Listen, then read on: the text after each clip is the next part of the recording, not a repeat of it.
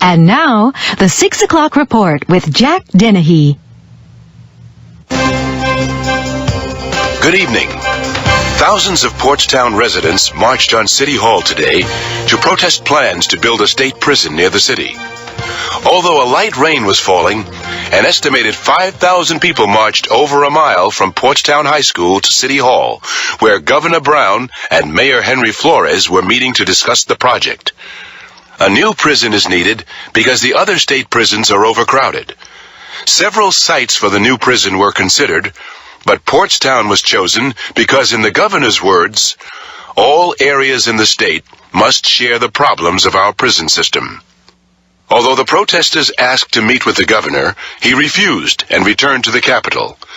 After the governor's departure, however, the mayor met with the organizers of the march and explained his position. 4 entire city blocks were evacuated this afternoon in Oceanside because of a gas explosion.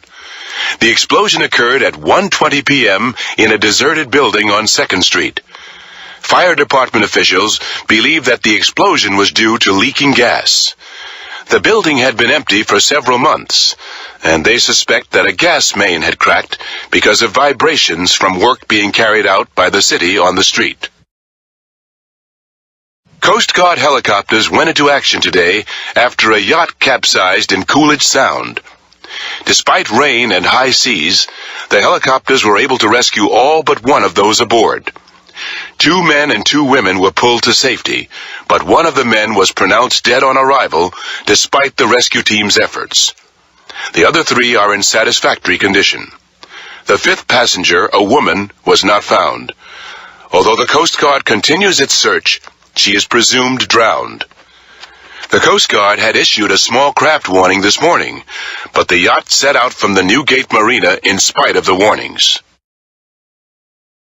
Incomplete reports have reached this station about a 100-mile-an-hour car chase on Portstown streets. Only minutes ago, according to these reports, Portstown police were alerted by an anonymous phone call and rushed to catch a gang that was breaking into a local discount clothing store. However, the gang of young males escaped in a late-model car that allegedly had been stolen 2 days ago in Harbor City. The gang was armed and fired several times at the police cars behind them. Nevertheless, the police were able to run the gang's car off the road and arrest all the members with no injuries on either side. Now to sports. Portstown High School Stadium was filled last night when the Portstown Pirates played their traditional rivals, the Harbor City Raiders. Pirate quarterback Tony Rizzuto scored 2 touchdowns in the first half.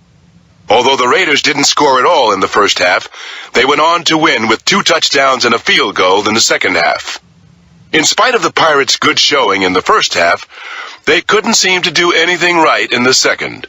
The final score? Raiders 17, Pirates 14.